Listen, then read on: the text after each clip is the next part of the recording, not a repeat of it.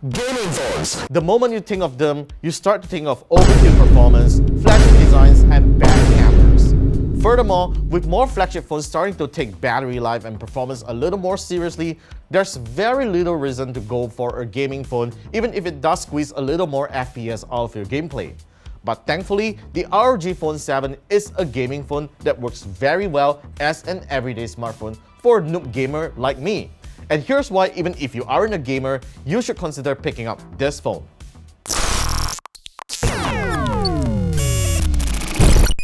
Let's begin with the things that the ROG Phone 7 offers that most modern flagships don't.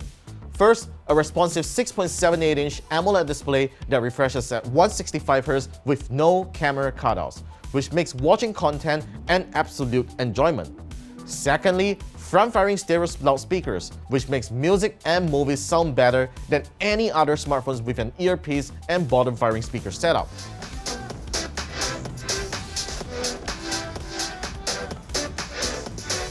Third, a 3.5mm headphone jack that lets you plug in your favorite headphones without needing to worry about battery life of your Bluetooth headphones.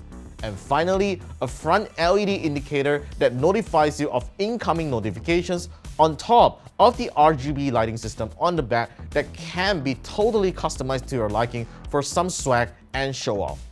I'm not suggesting that these things are necessarily better than what you get on current flagship phones, but rather I believe some of us miss them on older flagships and ASUS has continued to offer them on a modern smartphone. Not to forget to mention, it continues to come with a great unboxing minigame that showcases the best of the phone's hardware. These are commendable efforts that makes me appreciate over other flagships. Otherwise, my ROG Phone 7 review unit isn't quite an overkill on the spec sheet. It's got the same Snapdragon 8 Gen 2 that also powers the Honor Magic 5 Pro. It has 12GB of RAM and 256GB of storage. There's no micro SD storage expansion, so I recommend topping up a little cache if you're going to use to store a lot of apps and media. At this point, you might start to wonder, how is this different from a regular flagship smartphone aside from its cool aesthetics since it has the same hardware internals? While you're not going to find a big difference in terms of benchmark scores, what you will truly appreciate is the phone's reliable performance.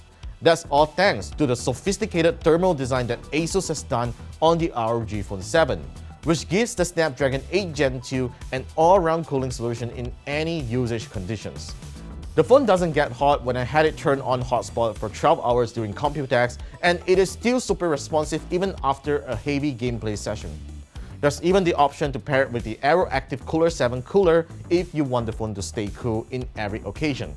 The ROG Phone 7 software is one of the best I have come across on this year's smartphones. It doesn't come with pre-installed games and apps. The Armory Crate app gives you access to the phone's gaming settings and has a useful game recommendation section that shows you a list of them that works best with the phone's refresh rate and features.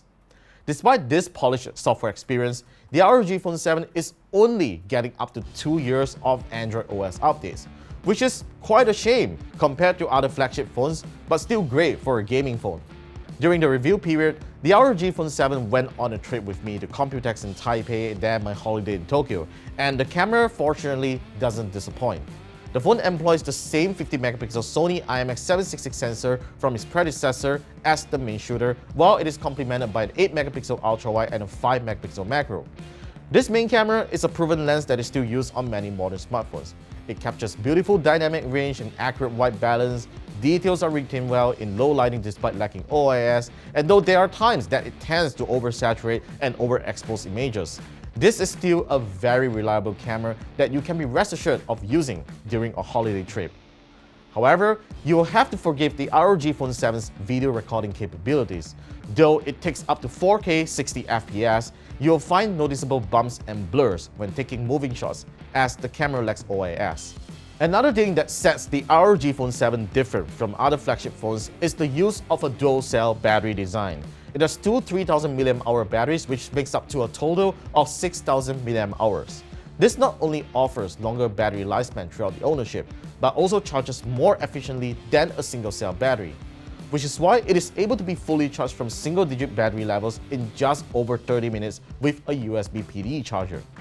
The phone also lasts up to 2 days when used moderately, and even when I use it exclusively as a 5G hotspot for 12 hours in my Computex trip, it still has around 30% of battery left when I end my day, which is super impressive.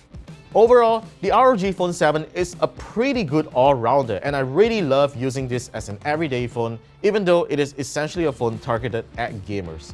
Though it doesn't have the best cameras, you are at least assured of a really great software experience and performance for years to come if you can discount that short software update period. It retails at 3,599 ringgit, and if you have that extra cash, I really recommend that you top up to get the higher storage variant because you are going to need it. So yeah, this is a gaming phone that's also a great everyday phone. So that's all for my review. Thanks for watching and get subscribed for more videos, and I'll talk to you guys in the next one.